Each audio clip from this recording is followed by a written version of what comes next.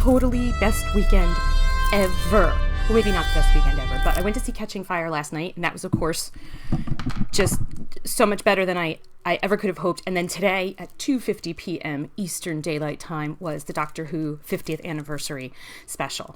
So, warning, spoilers, spoiler alert, spoilers, sweetie. Okay, so my favorite quotes from the beginning of the show, all the way through the end. Why is there no big red button? It's a machine that goes ding. You're basically just a rabbit, aren't you? Someday do you think you could just walk past a fez? It's a timey-wimey thing. Americans with the ability to rewrite history. Think of it. You've seen their movies. Come on. That was awesome. What is it that makes you so afraid of being a grown-up?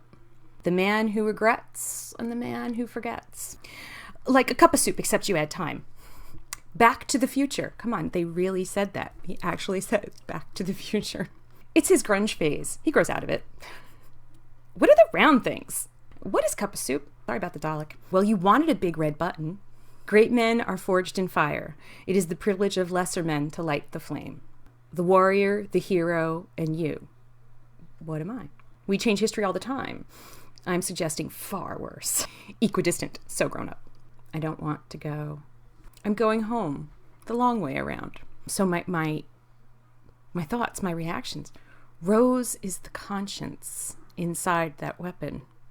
Wow. And it makes sense because she actually meets the Doctor right after he does that. So you remember when we started over again and we had Eccleston, he was right after John Hurd's Doctor. And as you see the regeneration at the end, they didn't do a full thing, but you could actually see the morph. I saw the nose. I saw the Eccleston coming out of him.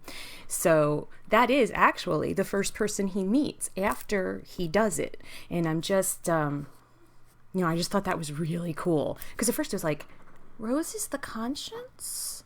And then I went, yeah, because she had to help heal him from all of that the first time around, which was really cool. And I was disappointed though, because my headcanon about this movie was that, remember, the Doctor and Rose are in the parallel universe, and I thought that somehow they were going to have to, Clara and 11 and Rose and 10 were going to have to work together. And I thought we would get to see Clara and Rose together, because I do love it. And also somebody said it in the pre-show, loving seeing the companions getting to meet each other. And so I was kind of disappointed about that, but not too disappointed, because I think it made so much sense. And it was so good to see Billie Piper again. The Fez. Gracie's my daughter, Gracie. Hello, Gracie, for those of you who might be checking this out because it's got Doctor Who in the title. Yeah, did he really marry Queen Elizabeth? So the line that says, what is it that makes you so afraid of being a grown-up? And so we kind of cured that a little bit, except 10 won't remember necessarily what happened, and he's still going to think that Gallifrey burned, and so, 9 thinks Gallifrey burned. So I'm editing the video that you're watching this in, and I just realized we saw the 8th Doctor in the Night of the Doctor, which makes the War Doctor the 9th Doctor, which makes Eccleston the 10th Doctor, and Tennant the 11th, and Smith the 12th, and that means it's actually the 13th Doctor, Capaldi.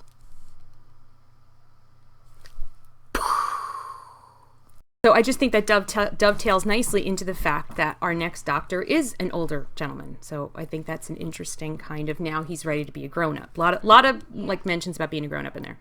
I loved how when the 3 of them got into the TARDIS together, and the TARDIS was all like, wow! And then it changed, and it sort of became a hybrid TARDIS. I thought that was so cool, and I want that TARDIS design to still be somewhere, and someday I want to go to that Doctor Who exhibit thing in England. Robin and I are going to go someday.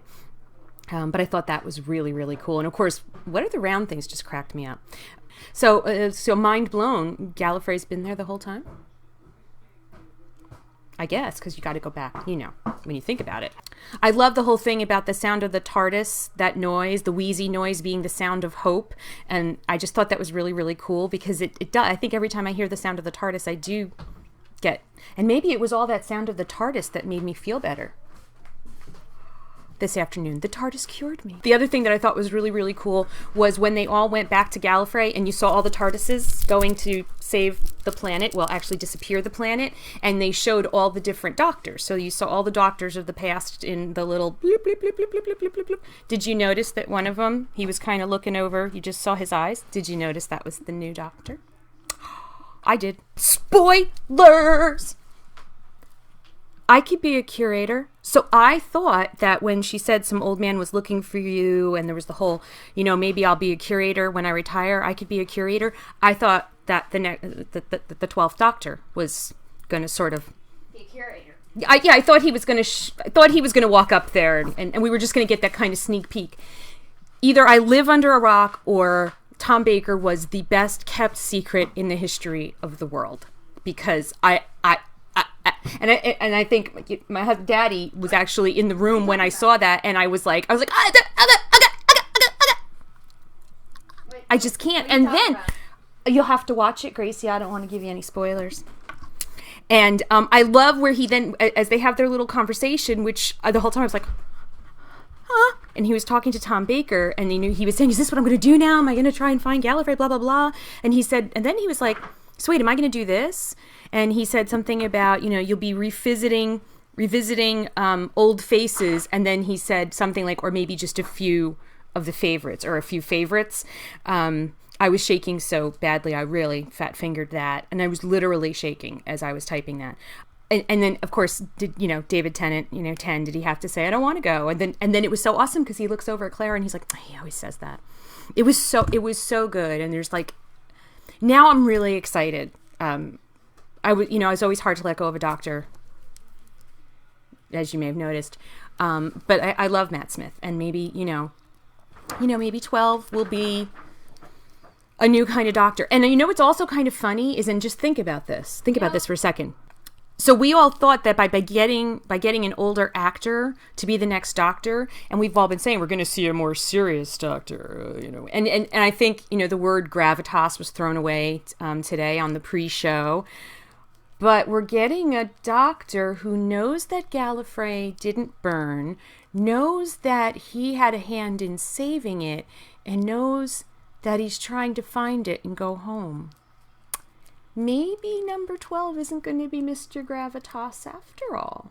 Maybe he's just going to be a more grounded doctor. And maybe the wackiness, for the past couple of doctors has been in a response, to the regret, the one who regrets and the one who forgets. Sometimes comedians are often the most tortured, depressed people in the world. Funny people are often people who are the most in pain. So it's interesting. He doesn't have to cover up his anguish anymore because he's not anguished. Think about that for a little bit. I don't think there was a wasted scene. I love seeing it without commercials. And gee, BBC, do you think we could do that all the time? Not in America, right? And I can't wait to watch it again tonight. And I can't wait to go see it in IMAX on Monday. And from what I understand, there's special features and stuff. Yeah, so I'm so excited. I'm so excited. And it was actually really cool to watch it alone, actually, because I just got to be in the moment, and instead of going like, oh my God, and oh, did you see that? And oh my God, that was so cool. So I just did it with my phone. And yeah, it was so awesome. And I'm so excited, and I can't wait to see it again. So please, in the comments, if you watched the Doctor Who 50th anniversary episode, if you're one of the billions, and I think there was the other thing that also was kind of mind blown. The whole world was watching it at the same time. It reminded me of Live Aid, because I was alive and in high school for Live Aid. So that's how old I am, folks. And, there was that moment when you just realize the whole world is watching the same thing. They're all experiencing this with me. And I had a couple of those moments, and it was really exciting. But I stayed off of social media, because at first I thought, well, I'll be on Twitter. We'll all be, because I do like to do that with some of my favorite shows. It enhances the experience, but in this case, I didn't. I just wanted to absorb. So maybe tonight I'll, I don't know. We'll see. If you watched it, please, in the comments, just start talking. I'm sure there's tons of things I missed. I probably will make another video after I go see it again on Monday at IMAX. just to kind of, let you know what it was like in IMAX. And then that'll be a couple of days and, 2 more watchings of it for me to think of more cool stuff about it. So thank you so much for watching. Please comment, subscribe, fan page me Google Plusy thing, because I actually am loving Google Plus. I'm like, one of like 3 people who loves Google Plus. And I guess that's about it. Thanks for watching. But I don't want to go. I don't want you to go either. I miss you so much.